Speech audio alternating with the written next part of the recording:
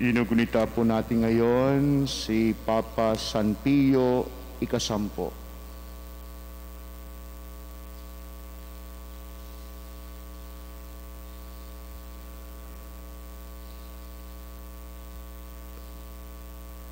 Sa ngalan ng Ama at ng Anak at ng Espiritu Santo. Amen.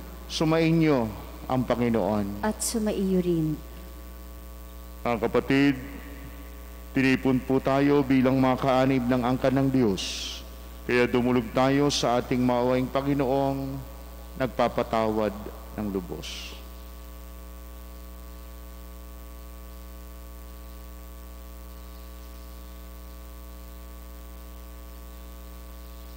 Sinugong tagapagpagaling sa mga nagsisisi, Panginoon, kaawaan mo kami. Panginoon, kaawaan mo kami. Dumating na tagapag-anyayang mga makasalanay magsisi, Kristo, kaawaan mo kami. Kristo, kaawaan mo kami. Nakaluklok ka sa kanan ng Diyos Ama para ipamagitan kami.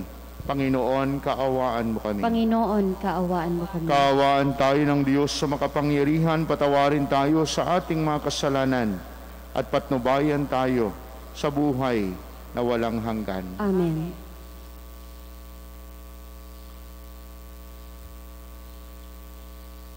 Manalangin tayo.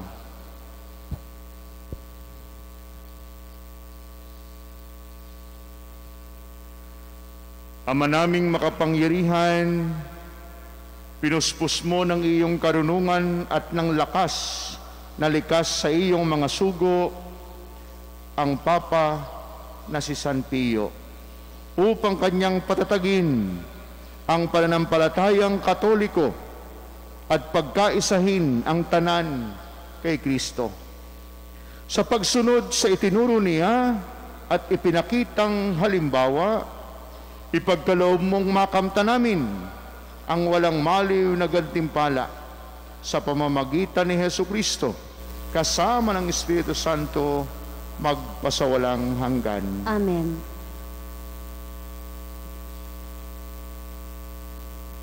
Pagbasa mula sa aklat ni Ruth. Si Elimelech, ang nasirang asawa ni Noemi, ay may isang kamag-anak na ang pangalay Boaz. Mayaman ito at makapangyarihan. Isang araw, sinabi ni Ruth kay Noemi, "Pupunta po ako sa bukid at mamumulot ng mga uhay na naiiwan ng mga gumagapas. Doon ako sa may likuran ng sinumang papayag." Sumagot si Noemi, "Ikaw ang bahala, anak." Kaya't si Ruth ay nagtungo sa bukid at namulot ng mga uhay, kasunod ng mga gumagapas. Ang napuntahan niya ay bukid ni Boaz. Nilapitan ni Boaz si Ruth at kinausap, "Anak, huwag ka nang pupunta sa ibang bukid. Dito ka na lamang mamulot kasama ng aking mga manggagawang babae. Tingnan mo kung saan sila gumagapas at sumunod ka. Sinabi ko na sa mga tauhan ko na huwag kang babawalan."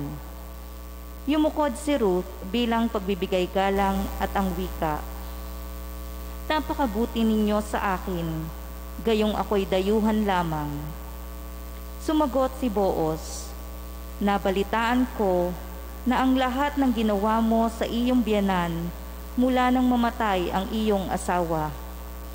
Alam ko ring iniwan mo ang iyong mga magulang at sariling bayan upang makipamayan sa isang lugar na wala kang kakilala." Napangasawa nga ni Boaz si Ruth at iniuwi sa kanyang tahanan. Sa kapanahunan, pinagkalooban sila ng Panginoon ng isang anak na lalaki. Si Noemi ay binati ng kababaihan, "Purihin ng Panginoon." Binigyan kanya ng isang araw na ito ng isang apo na kakalinga sa iyo. Maging tanyag nawa sa Israel ang bata. Maghatid nawa siya ng kaaliwan sa puso mo at maging gabay sa iyong katandaan. Ang mapagmahal mong manugang na nagsilang sa bata ay higit kaysa 7 anak na lalaki. Kinuha ni Noemi ang bata magiliw na kinalong at inalagaang mabuti. Siya'y tinawag nilang Obed. Balanay, sinabihan nilang nagkaapo ng lalaki si Noemi. Si Obed ang ama ni Jesse na ama ni David. Ang salita ng Diyos. Salamat sa Diyos. Salmong tugunan. Siya'y laging pagpapalain kung ang poon ay susundin. Siya'y laging pagpapalain kung ang poon ay susundin. Mapalad ang bawat tao na sa Diyos ay may takot. Ang maalab na adhikay sumunod sa kanyang utos. Hindi siya magkukulang sa anumang kailangan. Ang buhay ay maligaya't uunlad ang kanyang buhay. Siya'y laging pagpapalain kung ang poon ay susundin. Sa tahanan ang asaway parang ubas na mabunga, bagong tanim na ulibo na may dulang ang anak niya. Siya'y laging pagpapalain kung ang poon ay susundin. Ang sino man kung ang Diyos buong pusong susundin, buhay niya ay uunlad at laging pagpapalain. Mula sa Sion, pagpapala nawa ng Diyos ay tanggapin at makita habang buhay pagunlad ng Jerusalem. Siya'y laging pagpapalain kung ang poon ay susundin.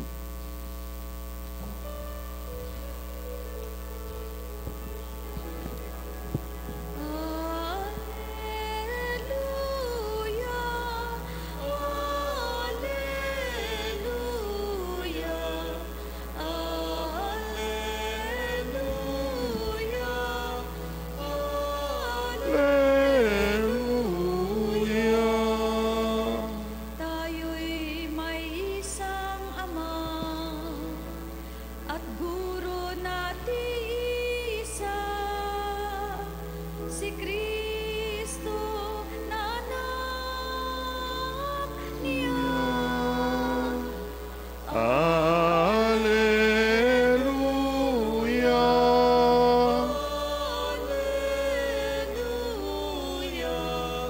Hallelujah!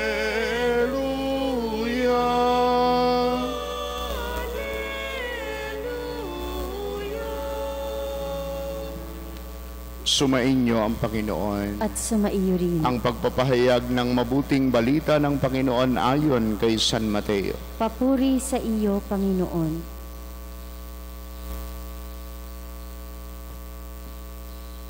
Noong panahong iyon, sinabi ni Jesus sa mga tao at sa kanyang mga alagad, ang mga eskriba at ang mga pareseyo ang kinikilalang tagapagpaliwanag ng kautusan ni Moises.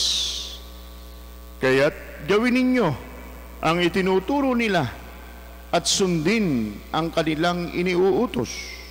Ngunit huwag ninyong tularan ang kanilang gawa, sapagkat hindi nila isinasagawa ang kanilang ipinangangaral. Nagbibigkis sila ng mabibigat na dalahin at ipinapasan sa mga tao. Ngunit ni daliri ayaw nilang igalaw upang tumulong sa pagdadala ng mga iyon. Pawang pakitang tao ang kanilang mga gawa. Nilalaparan nila ang kanilang mga pilakterya at hinahaba ng palawit sa laylayan ng kanilang mga damit. Ang ibig nila'y ang mga upuang pandangal sa mga piging at ang mga tanging luklukan sa mga sinagoga. Ang ibig nila'y pagpugayan sila sa mga liwasang bayan at tawaging guro. Ngunit kayo, huwag kayong patawag na guro, sapagkat iisa ang inyong guro. At kayong lahat ay magkakapatid. At huwag ninyong tawaging ama ang sino mang tao sa lupa, sapagkat iisa ang inyong ama, ang amang nasa langit.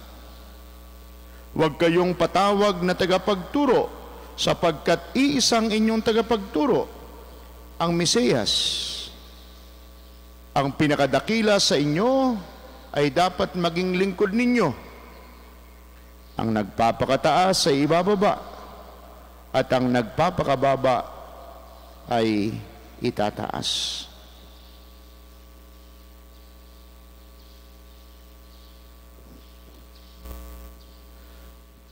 Mga kapatid, ang mabuting balita ng ating kaligtasan. Pinupuri ka namin, Panginoong Hesukristo.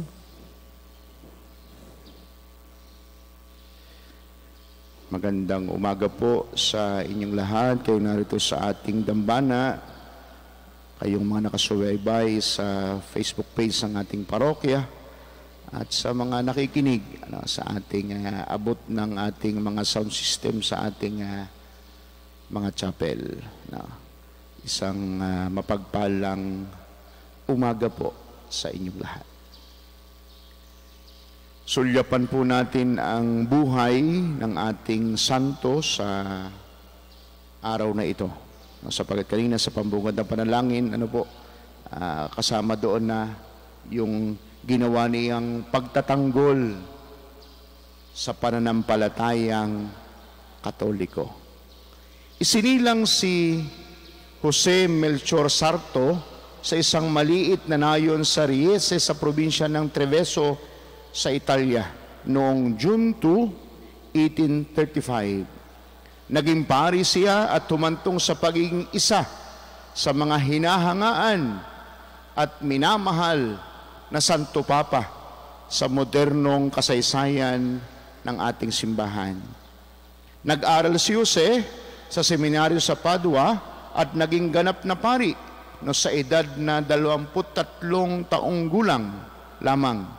Lahat ng kanyang naging posisyon bilang pari ay ginampanan niya ng may katapatan at kagalingan.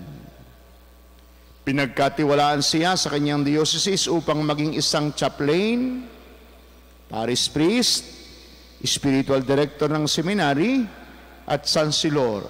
Sa lahat ng ito, ipinakita niya ang katangian na magdadala sa kanya sa mas mataas na paglilingkod sa ating simbahan. Naging obispo siya ng Mantua noong 1884, sa edad na 49 years old. Pagkatapos, naging patriarka siya sa Venice, arsobispo. Naging kardinal siya noong 1893. At noong 1903, sa edad na 68 years old, sa kabila ng kanyang pagtutol, siya ang naging ika-259 na kahalili ni San Pedro Apostol bilang Santo Papa sa Roma. At kinuha nga po niya ang pangalang Papa Pio ika-10, Pope Pius X. Kinuha ni Papa Pio bilang moto ng kanyang panungkulan ang mga salitang to renew all things in Christ. Panibaguhin ang lahat ng bagay kay Kristo. At napakaraming ang bagay ang nagawa niya upang papasukin ang diwa ng pagbabago sa simbahan sa kanyang panahon.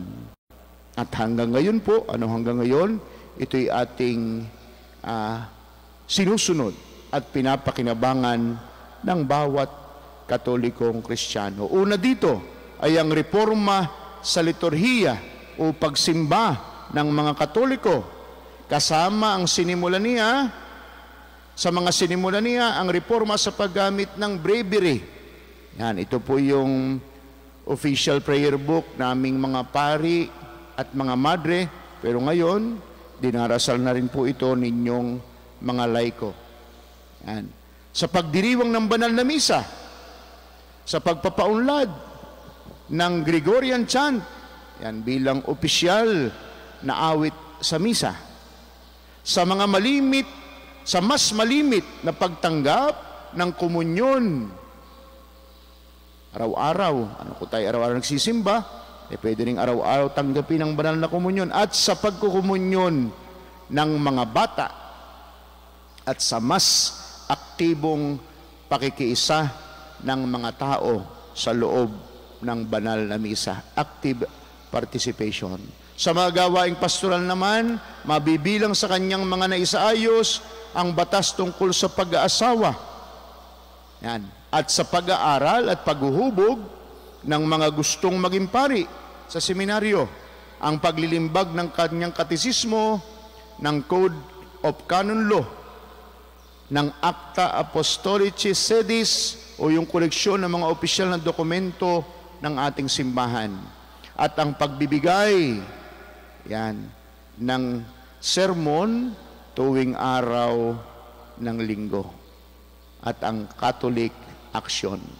Konserbatibo si Papa San Pio, nagmatigas siya laban sa modernismo at anumang anyo ng liberalismo. Madiin niyang ipinaglaban ang pagkakahiwalay ng simbahan at ng gobyerno. Tumanggi din siya na payagan ang mga pari na makilahok sa politika. Sa kabila ng maraming pagsubok sa panahon ng kanyang panungkulan, si Papa San Pio X ay naging isang mabuting ama at pastol ng ating simbahan. Buhay pa siya, ay kinilala na ang kanyang kabanalan ng mga taong nakasalamuha niya. Pumanaw si Papa San Pio noong taong 1914 sa Roma. Ang kanyang katawan ay inuwi sa Venice noong 1959. At sa buhay po ng ating santo, Papa San Pio X, ay akmang-akma rin ang ating mabuting balita sa araw na ito. Masasabi nating ang aral ni Jesus sa ating mabuting balita ngayon ay parang sandatang ang magkabilay talim. Double-bladed sword. Bakit? May aral siyang iniiwan sa mga nagtuturo at sa mga nag-aaral, sa mga namumuno at pinamumunuan, sa pastol at sa kawan. Napapanahon din po dahil mahigit isang buwan na lamang, I think kagabi ay inilabas na ng COMELEC yung kanilang mga protocols doon sa tinatawag na filing of candidacies, at ito raw ay mangyayari sa October 1 to 8. At kailangan daw na yung tatakbo mismo, yung mga hangad ng posisyon sa ating pamahalaan ang siyang pupunta physically at magdadala ng kanyang pagpapahayag ng kanyang kagustuhan na gustong mamuno. So tama-tama sa ating mabuting balita sa araw na ito, para sa mga nagtuturo at mga nag-aaral, para sa mga namumuno at pinamumunuan. Dalawang mensaheng ipinahiwatig sa mga tinuturuan. At ano po ito? Ano na ito? Una ay ang pagkilala sa posisyon ng tagapagturo. Hindi binabaliwala ni Jesus ang posisyon ng mga eskriba at mga pariseyo bilang tagapagturo ng kautusan. Malawak ang kanilang kaalaman tungkol dito. Mga dalubhasa nga sila sa batas Kung mayroon silang pagkukulang, ito'y personal na pagkukulang. Sa tuwirang pananalita, ito'y nangangahulugan nang hindi ko mo may depekto ang isang guro, ay wala ng saysay ang pagkaguro. Hindi ko mo may kapintasan ang mga magulang, ay ituturing na lamang sila bilang kapantay ng mga anak. Mahalagang matuto tayong magpahalaga at gumalang sa posisyon ng pagkaguro at o pagkapinuno sa kabila ng mga pagkukulang ng mga humahawak sa posisyong ito. Ikalawa, ang pagkilala sa katotohanan kahit kanino pang bibig ito magmula. Ang katotohanan ay nananatiling katotohanan. Ang magsalita man ito ay bata o matanda, nasa tungkulin o wala, babae man o lalaki. Hindi naapektuhan ng katotohanan kung ang bumibigkas nito ay banal o makasalanan. Dahil dito, kinikilala ni Jesus na balido ang pagtuturo ng mga eskriba at Pariseo sa kabila ng kanilang likong gawain. Kaya nga sinabi ng ating Panginoong Jesus, gawin ninyo ang itinuturo nila at sundin ang kanilang iniuutos. Ngunit huwag ninyong tularan ang kanilang gawa. May dalawa na namang mensahe sa lahat para sa nasa posisyon. Una, kailangang pagtugmain ang pangangaral at buhay. Mas magiging kapani-paniwala ang pagtuturo kung ang katotohanan nito'y nasa salamin sa ating buhay. Ito ang sikreto ng tagumpay ni Jesus bilang guro. Ang kanyang gawa ang siyang patunay ng kanyang mga sinasalita, ng kanyang salita.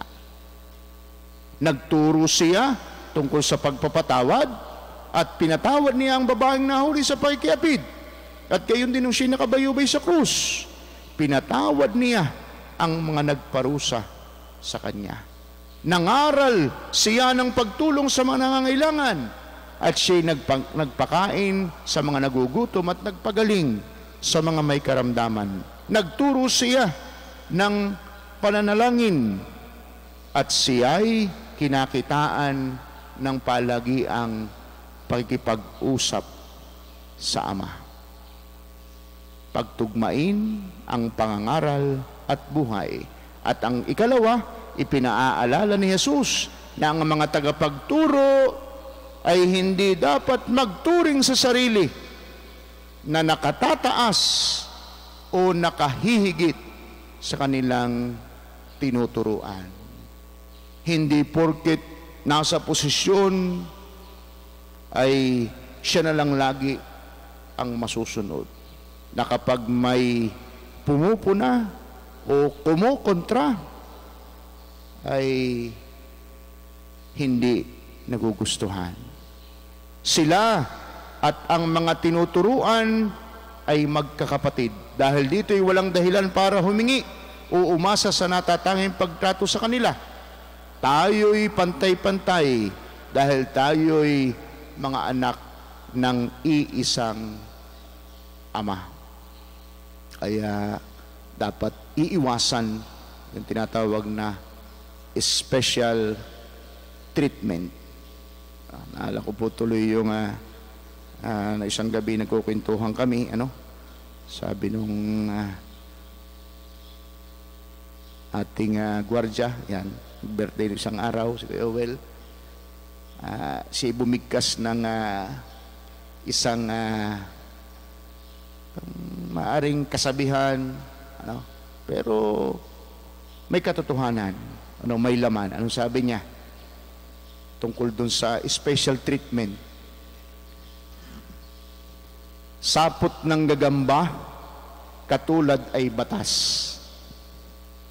Ang maliit ay huli, ang malaki ay alpas. At may katuturan. Paalala sa lalo tigit sa mga namumuno. Tayo pantay-pantay dahil tayo mga anak ng iisang Ama. Tayo pantay-pantay dahil pare-pareho tayong nangangailangang matuto at patuloy na matuto. Si Jesus ang ating tanging guro. Bukod pa rito, karanasan nagsasabing tayo'y natututo sa isa't isa. Totoo na malawak ang karanasan ng mga magulang, ngunit ang mga anak ay may mga bagong karanasan na hindi nararanasan ng mga magulang. Kung ito ibabahagi, at magiging bukas ang mga magulang, matututo rin sila mula sa mga anak. Mga kapatid, nagpapapalit-palit ang ating papel. Ngayon, tayo'y nag-aaral. Bukas makalawa, tayo ang magtuturo. Ngayon, tayo nagtuturo, ngunit tayo rin ay nag-aaral. Kaya't ang magkakambal na mensahe ng mabuting balita ay ipinahahatid sa atin.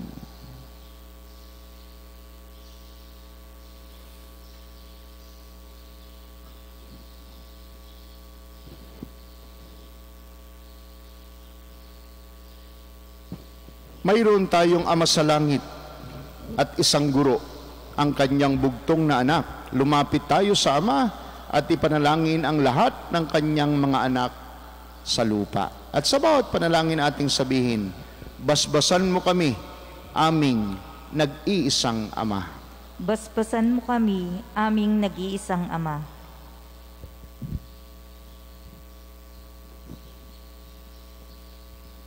Ang mga tinawag sa ministry ng orden naway maging tapat at matiga sa kanilang banal na tungkulin. Manalangin Basbasan tayo mo sa kami, Panginoon. aming nag-iisang Ama. Ang mga magulang at mga guro naway maituro sa mga kabataang nasa kanilang pangangalaga ang mabuting halimbawa ng kanilang buhay. Manalangin tayo sa Panginoon. Basbasan mo kami, aming nag-iisang Ama. Ang salita ng Diyos naway maging gabay natin sa ating mga kilos at naway lagi nating asamin na gumawa ng mabuti. Manalangin tayo sa Panginoon. Basbasan mo kami, aming nag-iisang Ama. Ang mga matatanda, nalulumbay at mga may sakit, naway tingnan natin ng may habag at pag-aangin na ang kanilang pagdurusa. Manalangin tayo sa Panginoon. Basbasan mo kami, aming nag-iisang Ama. Ang mga yumao, naway tumanggap ng walang hanggang kapahingahan at bagong buhay sa kaharian ng Diyos. Manalangin tayo sa Panginoon. Basbasan mo kami, aming nag-iisang Ama.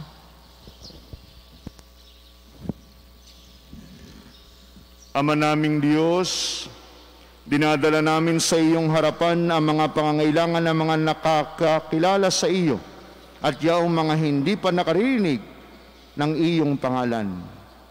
Ipagkaloob mo ang aming mga kahilingan sa pamamagitan ni Kristong aming Panginoon. Amen.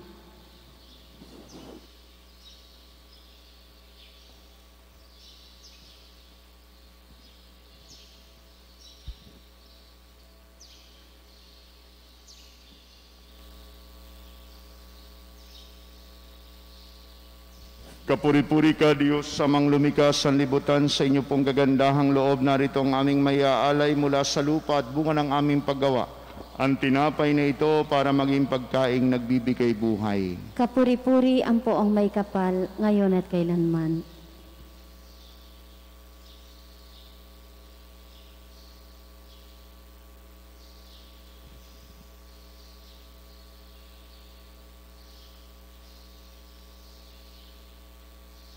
Kapuri-puri ka, Diyos, sa mang lumikas ang libutan, sa inyo pong kagandahang loob, narito ang aming mayaalay mula sa katas ng ubas at bunga ng aming paggawang alak na ito para maging inuming nagbibigay ng iyong Espiritu. Kapuri-puri ang poong may kapal, ngayon at kailanman.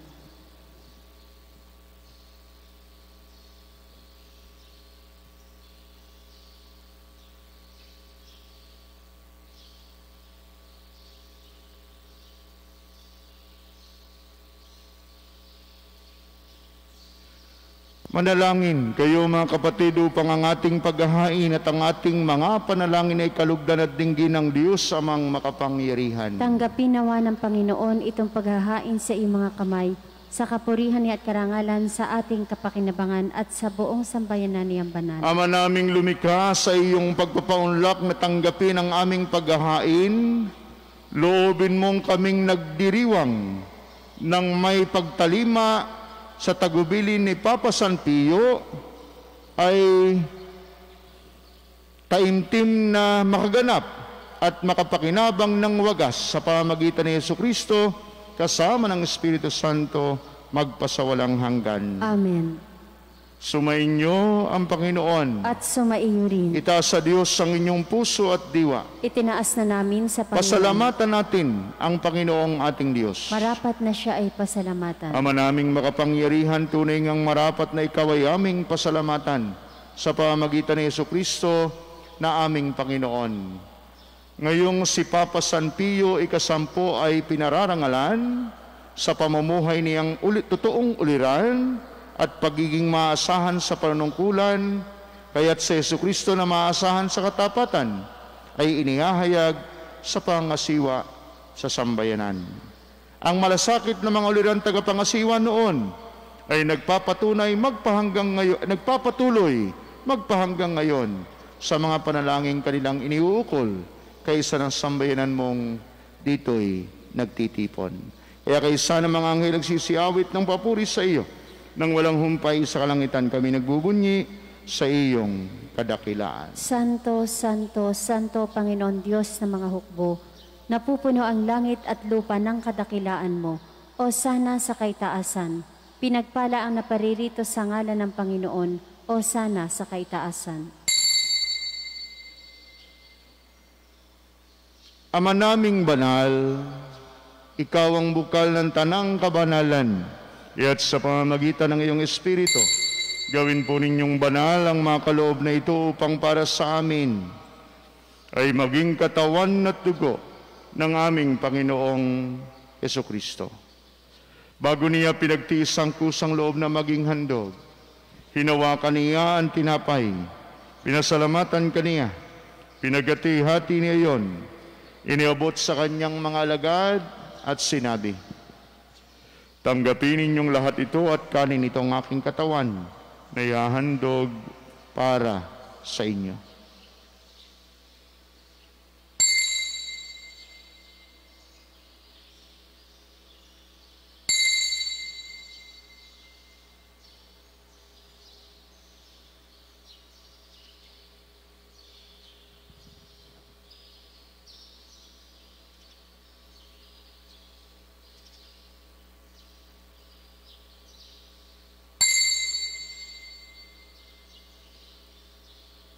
Gayun din naman nung matapos ang hapunan, hinawakan niya ang kalis, muli kaniyang pinasalamatan.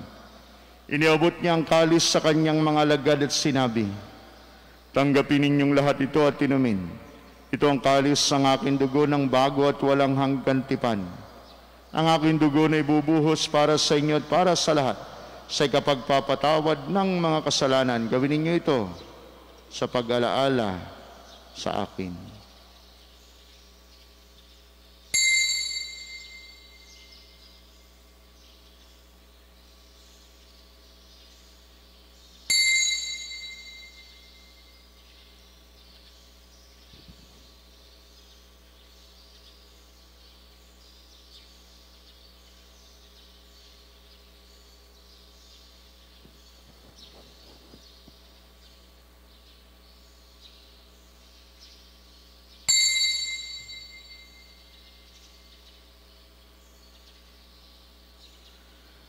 Ang misteryo ng ating pananampalataya. Si Kristo'y namatay, si Kristo'y nabuhay, si Kristo'y babalik sa wakas ng panahon.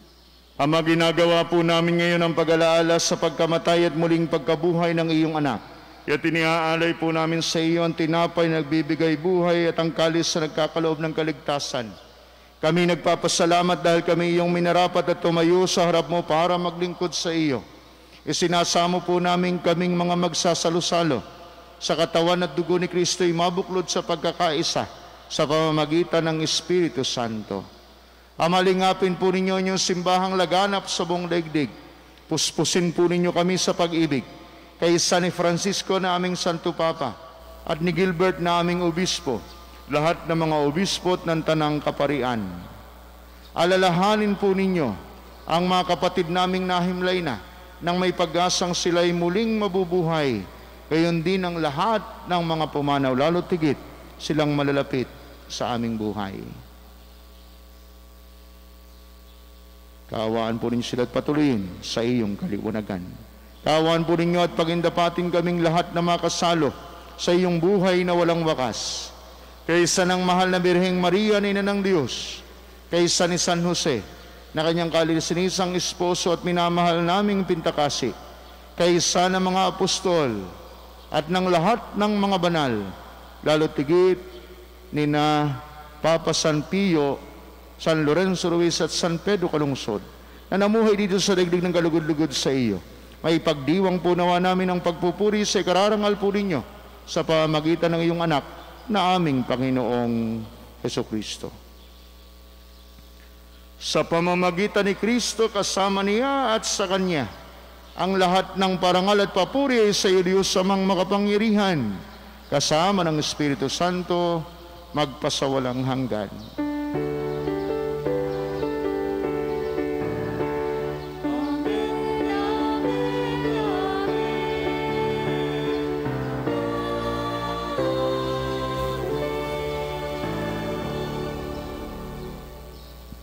Sa tagubili ng mga nakagaling na utos at turo ni Jesus sa Panginoon natin at Diyos, ipahayag po natin ngayon ang lakas loob.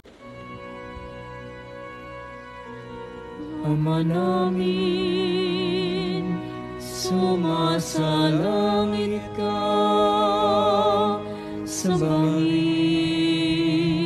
ang ngalan mo, mapasa amin ang kaharian mo, sundin ang loob mo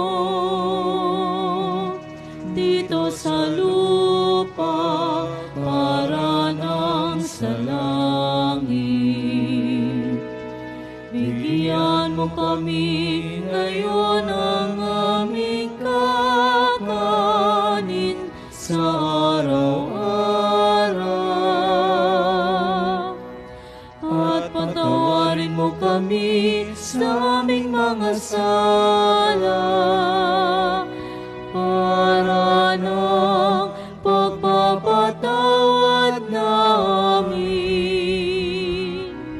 sa nagkakasala sa amin, at huwag mo kaming ipahintulot sa tukso, at iadya mo kami sa lahat ng masama. Hinihiling po namin kami adiya sa lahat ng masama, pagkalooban ng kapayapaan, araw-araw iligtas sa kasalanan, at ilayo sa lahat ng kapahamakan, samantalang aming pinananabigan ng dakilang araw ng pagpapahayag ng tagapagligtas naming si Jesucristo. Sapagkat iyo ang kaharian, ang kapangyarihan at ang kapurihan, magpakailanman. Amen. Panginoong Jesucristo, sinabi mo sa iyong mga apostol, kapayapaan ang iniiwan ko sa inyo, ang aking kapayapaan ang ibinibigay ko sa inyo. Tunghayan po ninyo ang aming pananampalataya, at wag po naman ang napakarami naming mga pagkakasala.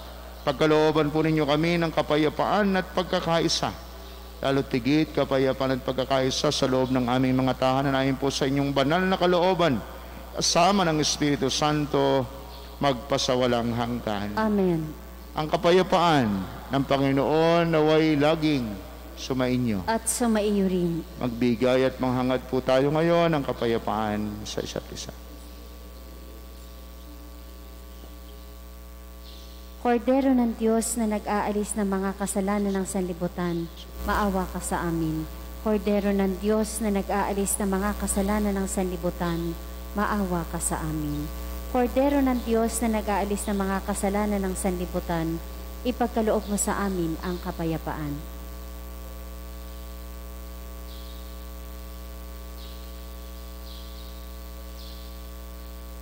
Narito si Jesus, ang Diyos ng awa at pag-ibig. Siyang kordero ng Diyos na nagpapatawad ng mga kasalanan ng sanlibutan. Mapapalad kayo mga sumasampalatayang totoo at nakikibahagi sa kanyang banal na salo-salo. Panginoon, hindi ako karapat-dapat na magpatuloy sa iyo, ngunit sa isang salita mo lamang ay gagaling na ako. Ang katawan ni Kristo. Amen.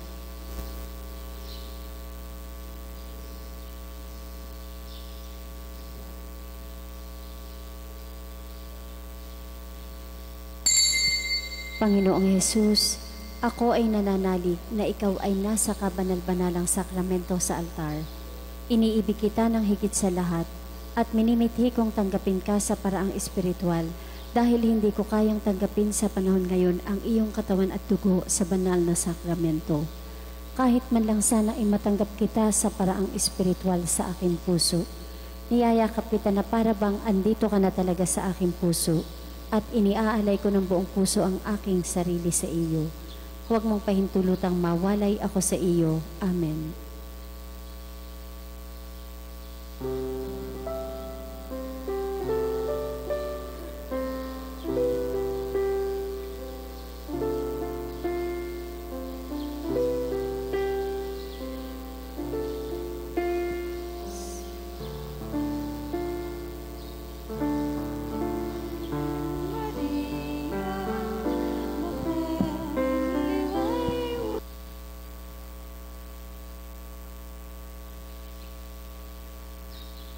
Manalangin tayo. Ama naming mapagmahal, sa paggunita namin kay Papa San Pio, kaming nagsalo-salo sa banal na hapag, ay magkaroon po nawa ng pananampalatayang matatag at pagkakaisa sa pag-ibig mong matapat sa pamamagitan ni Jesucristo, kasama ng Espiritu Santo, magpasawalang hanggan. Amen. Sumainyo ang Panginoon. At sumaiyo rin. Pagpalain po kayo at ingatan, pati na inyong mga pamilya at mga mahal sa buhay, ng ating makapangyarihan, mapagmahal at maawaing Diyos, Ama at Anak at Espiritu Santo. Amen. Ang banal na misa'y naialay na, umayo kayong mapayapa. Salamat sa Diyos.